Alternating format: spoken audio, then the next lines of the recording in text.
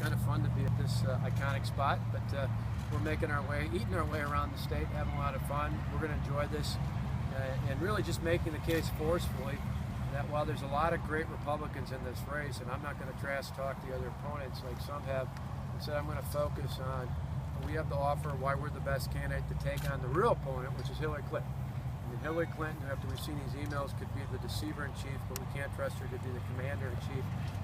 Hillary Clinton, who everywhere in the world that she has touched, Hillary Clinton has been involved in places all around the world. Everywhere she's touched, it's more messed up today than it was before she and the president took office.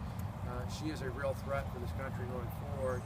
I'm the best candidate to take her on because I fought and I've won. I won in a blue state. I actually got things done. I got real results, and I did it without compromising my principles. And I think now more than ever, Americans, not just Republicans, Americans want someone who will fight and win for them, someone who will get real results and do it without compromising on principles. And that's what my track record shows that I've done. That's exactly what I'll do if I'm elected president of the United States. Your house of cards one? Yeah, I think she's got it. So, yes, I feel the backdrop begs the question. Yeah, I've seen it, kind of iconic, kind of cool. I'll tweet about it. One of my sons and my wife watches it all the time. I've watched bits and pieces of it, but people always ask me, is that real? I say, I certainly hope not. In terms of all the dark side of things there. Certainly if we get there, we're going to make it more positive.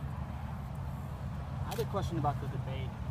You often use the line, the fighting and the winning. Yeah. You point out who the fighters are and who the winners are. You say you've done both. Yeah. Was there any calculus to not saying that at the debate? Not well, I using answered that the line? questions. I mean, unlike others, I actually answered the questions. You notice the first 3 or 4 questions were asking candidates how they were different, and then I got a question completely unrelated to that.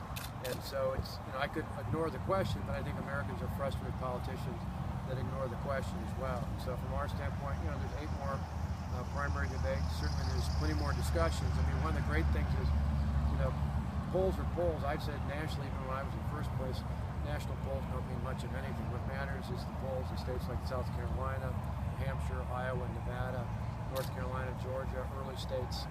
Those are where the things make the difference. And voters in a state like South Carolina, as well as North Carolina and Georgia, really spend the time necessary to listen to the candidates. When I walked around to the lunch crowd here, as I did earlier today in Spartanburg, people are actually paying attention to what's going on. They know the issues, they know where we stand, and I think in the end, people are going to really pay attention to that going forward. And so we're less worried about the national media, more worried about talking to voters in individual early states.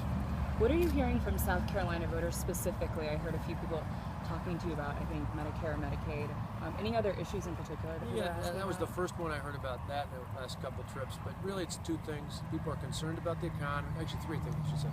Concerned about the economy. They feel like the economy's not going well enough, and they feel like the federal government's just like a big wet blanket on the economy right now. So they want relief from that. And certainly that's part of our plan. We talk about pulling the power out of Washington and getting people back in charge of creating jobs. They're frustrated with the size and scope of the federal government. They think it's too much a part of our lives, and certainly that's something I've campaigned on.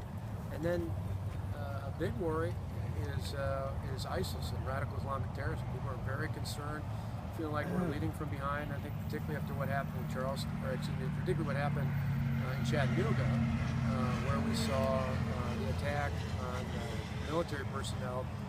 There's a real concern that that's not something just happening overseas, that's happening right here in America's homeland, and they're concerned about that. I think as a part of that too, particularly here in South Carolina, where you've got a heavy military presence and you've got a heavy veterans presence. A lot of people are concerned about the VA and the lack of timely and quality health care for our veterans. And as president, I've made it clear I'll not only help our men and women in times of war, I'm going to make sure when they return home, they get the timely and quality health care they deserve at the best spot for them. Some of your biggest applause lines yesterday dealt with Iran, the nuclear deal, and caring for our veterans. Does that show that people are more focused on foreign policy issues because the economy is not doing so badly? What do you think about that? Well, I think it's a combination of that, but I think more than anything, I saw it earlier this year. I remember one of the 2-day trips I made back at the beginning of the year, I saw the same thing here in South Carolina. I was in 4 different cities. And I think part of it is back then, even more now, is the videos of the beheadings, the videos of the Jordanian pilot who was burned alive.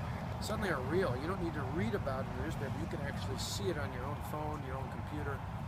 People are chilled by that. That's something that disturbs your heart and your soul. It's not just something that's a policy issue. It's something that's downright threatening. Then you see on top of that now what happened in Tennessee. I think people are increasingly worried that this isn't something we can ignore because it's somewhere over there. It's right here. It could be even worse if we don't do something about it.